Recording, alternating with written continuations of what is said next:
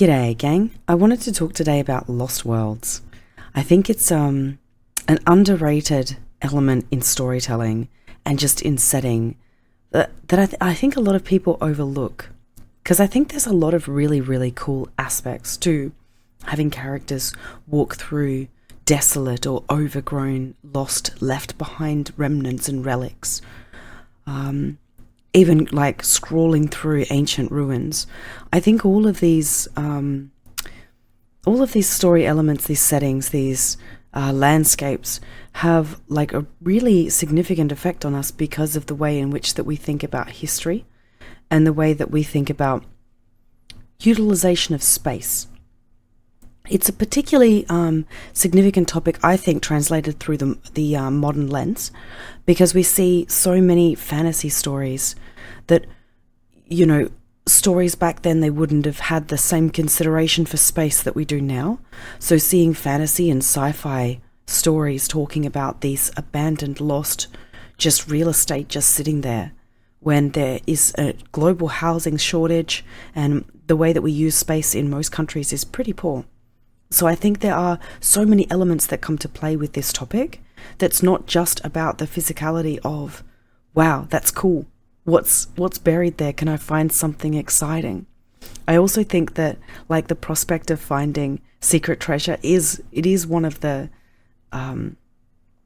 peaks of this kind of content, and having the option to go through and see if there's something that only you can find, understand, learn, like steal, whatever the case be. I think it really resonates with a lot of people.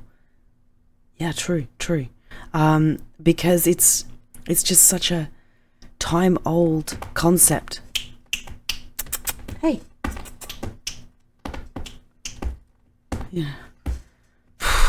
Jeez. Anyway. So having like these really cool, like lost spaces that we can't necessarily immediately determine the purpose of too, I think is really, really cool. There are so many options involving abandoned spaces and ruins that really resonate. And I think when we see a picture of like stacked bricks in a little pile and there's overgrown complete, like that nature has completely overtaken it, there is a little spark of wonder, I think, in most of us that really gets captured by that. And then there's loads of YouTube content about abandoned buildings and about people overtaking, buying abandoned or damaged properties and restoring them. And there was a particular story about a man in Japan who lives in an abandoned school. And just the story that he tells about how he lives and that he mostly lives isolated and that other people come and visit him. Those sort of stories are just completely unreal to me. And I think that it's not just unreal to me. I think that a lot of people really, that hits with a lot of people, because we think, what if I had like the authority to change this space and revitalize it, put civility and civilization back in it?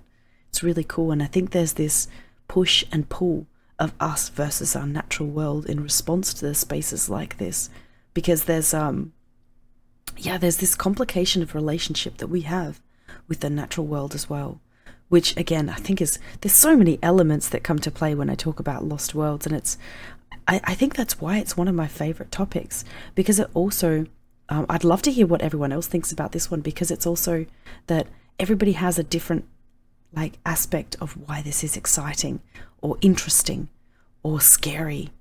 And the same with like exploring lost tunnels and stuff like that. This particularly chilling, especially if you find remnants of human civilization down there. That's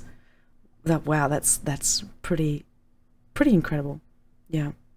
But yeah, this one I'm super excited to hear about in the comments, because I think it's so personalized in particular, but I think there are fundamentals that extend to all of us about how nature and humanity kind of have this, I mean, we are nature, but we reshape our world in ways that no other entity on this earth has done. Other than potentially the mycelium that was here before us, but they're not sure if that's plant or mushroom, but I'm pretty sure it's mushroom. those mushroom skyscrapers before there were animals on the planet, but that's a different story. I think we have shaped our planet more than any other entity, I think, in our understanding anyway. And then having, this friendship with the rest of the planet. Friendship and hostility, it's we're friends and enemies with the rest of the animal, plant, and fungi worlds, I think. Yeah, it's pretty cool. But yeah, abandoned spaces in general, I think when you see something empty, there is this innate pull to want to put stuff in it, to want to see those walls repaired, or to see it torn down completely. I think both have significant merit, just as there is always the in-between, as always, where there's these beautiful ruins just completely covered and overgrown in vines. And I think that's a really cool factor too. That's a really cool element in lost spaces. Again, as a topic in general, just seeing the overgrowth and being able to see how much time has passed between it being a residence or, a workplace, and then the time between when nature has made it its home. It's very, very cool. Very cool. How does this resonate with you guys? What do you think about lost and abandoned spaces, and how do you see this sort of stuff, and how does this talk about the settings such as apocalypse and post-apocalypse? Because those settings completely revolve around lost spaces and lost worlds. Such as the one that I'm really, really enjoying writing right now about these alien buildings and cities that they are their own of their own civilization, but of so long ago that they're effectively alien. And it's just so cool to see these characters walking through and trying to understand things that they don't have context for. And I think that is a lot about history, but we have pretty informed understanding of a lot of stuff, but you're never going to know who owned that vase, or the last remnants of the bed. You're never going to know who slept in there for sure, in a lot of cases, I think. So it's really cool that we can put our own narrative on that. I think as humans, we put story in everything. That's how things resonate. You see a painting with just splatters of paint and dots and little squiggles and swirls, and you immediately assign emotion. You start painting your own narrative, because we as people put story to absolutely everything. All parts of our life have reason and significance, emotion and narrative. And I think that lost spaces are no exception, and it is particularly exciting to try to dream in such spaces because they have had untold stories that folded without us being there. It's really cool to think about a world without us. Oh my gosh, this flippin' cold. It's really exciting to think about what the world does when we're not there. And I think that too, there's so many elements too about how like the Toy Story of it, the Toy Story theory, where what happens when we close our eyes. And this is just a direct example of, nature takes hold and starts to reclaim. And I think that we can see nature as really beautiful, but I think that overall, I think there is nothing more cruel and insidious than nature. So there is a nefarious element to it, because every time people see these beautiful plants sitting there living their gorgeous life, and they've got those massive leaves or beautiful flowers, there is a secret war that's going on where these two are slowly choking each other out, because each are vying for real estate, which is a struggle that we're really only starting to understand now, when domination of space has actually started to really ascend. When no other predator is around, you start to have to either self-regulate or fight for space. That's how every entity on the planet works. It's the same in a terrarium. You put too many of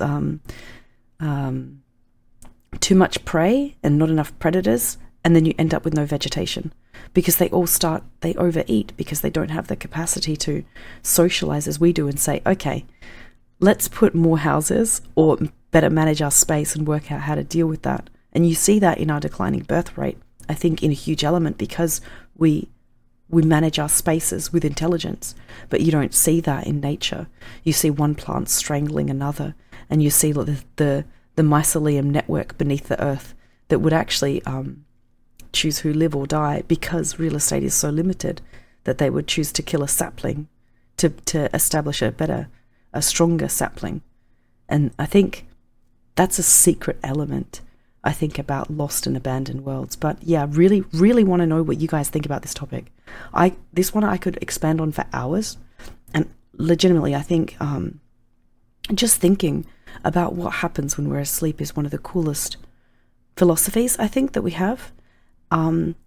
Yeah, what do you guys like about abandoned spaces? Do they freak you out?